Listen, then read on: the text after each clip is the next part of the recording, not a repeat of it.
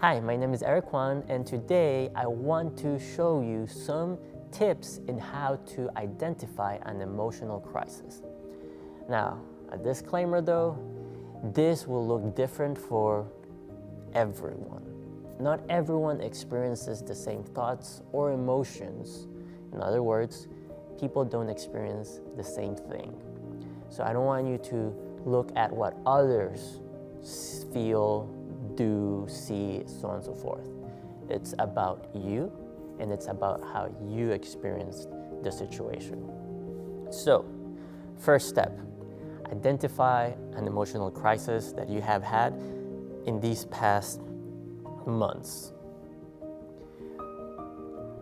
You don't have to know the complexity of it.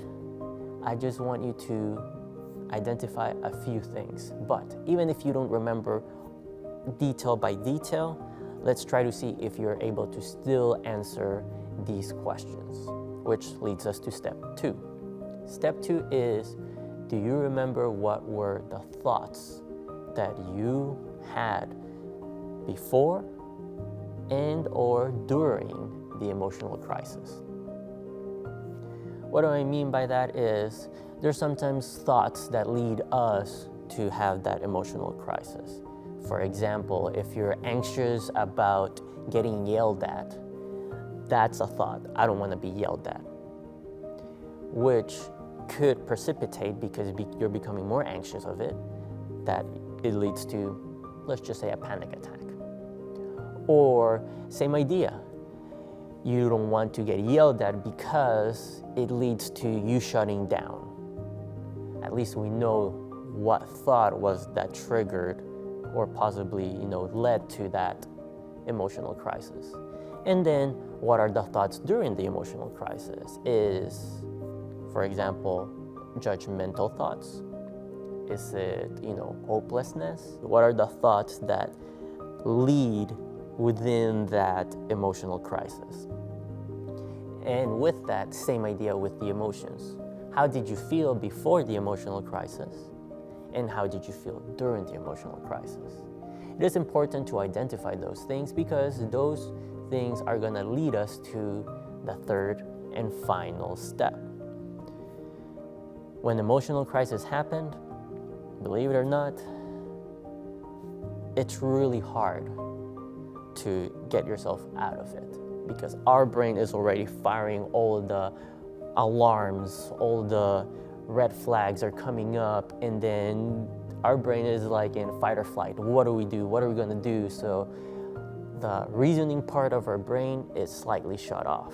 So it takes a long time, and it takes, by long time meaning as you're going through the emotional crisis, it feels like forever, that this is never going to stop. So once the emotional crisis happens, then we can start thinking again rationally. So the idea is to try to prevent it from happening. So that's why thoughts and emotions, being aware of those, will help identify the triggers of what led to that emotional crisis. So for example, let's say that you have a thought of, I don't want to speak because in front of people, because I know that I might stutter, and then that embarrasses me. The thought of stuttering in front of people led to the emotion feeling embarrassed. Let's say that you had to speak in front of people. How would you combat that? So that's the thing. You already know that you're gonna get anxious. You already know that you don't want to be embarrassed. You don't want to be in front of people because you may stutter. The emotional crisis would be, you get extremely anxious, that you stutter nonstop throughout, the whole speech, which leads to, the crisis of like, you feel like a failure, you feel that you're not good enough, and so on and so forth, which those are judgmental things that we want to avoid. What we want to do is analyze that behavior. How did I feel before? So if you know that you're gonna talk in front of people and your fear is I'm going to stutter and make an embarrassment of myself. Then, as soon as you feel that way, we put into practice the mindfulness technique to reduce the anxiety, to reduce focus from that triggers the crisis. So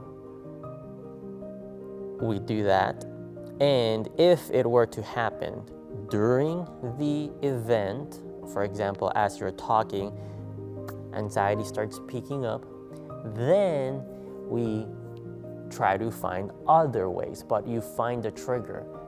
Some people, like I said, try to figure it out. Some people start sweating. Some people start becoming hot.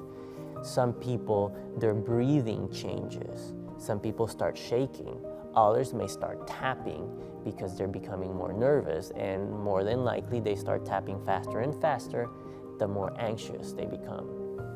Trying to figure those things, because if you're during the event that is causing you and you realize that, then you can still apply some techniques. It's not going to be perfect all the time. The idea is a lot of trial and error and trying to figure out what technique works best for you, especially if you're already in the crisis itself, that maybe you did start stuttering, how to get yourself back in order for our reason, our brain that helps us rationalize things, kicks in and not shuts down. And this can also be done for like panic attacks. Panic attacks, sometimes the fear is having a panic attack, and that fear is what actually causes the panic attack. The idea is to have the triggers. If the trigger is the thought, then the moment the thought comes, implementing the mindfulness techniques to reduce the anxiety, to reduce the tension. Once under a panic attack, in this scenario, it's really hard to stop it. Once it starts, it's really, really hard because the brain just shut off and all alarms yet again came out. But afterwards, you can start trying to figure out more things, such as did the panic attack last 5 minutes? And if it did, but this time it lasted 10 minutes, what caused it to last 5 minutes longer? All those things are going to allow you to identify those triggers and better prepare yourself to prevent that emotional crisis. Well, that is all for today, and thank you so much.